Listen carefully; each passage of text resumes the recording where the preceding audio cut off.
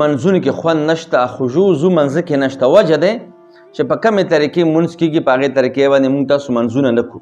دکاندار په منځه کې دکانداري کوي، ډریور په منځه کې ګاډی چلوي، تاجر په منځه کې د تجارت حساب کتاب کوي، درزي په منځه کې کپړې جوړوي، هر څوک په منځه کې خپله پیشه کوي، خپل کار کوي.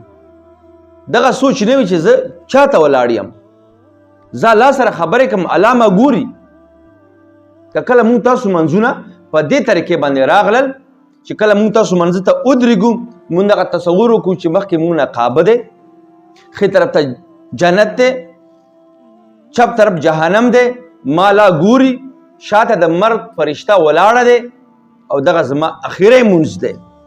کیدای شي د بل منځه ماته موقع میلاو نشي، بیا ته ګوره که ستا په منځه کې خوند وي که نه. ډېره د افسوس خبره چې مونږ تاسو منځه کې ولاړ، دا خو رب څه خبرې دي، بیا مونږ تاسو سوچونه بل طرف ته وي.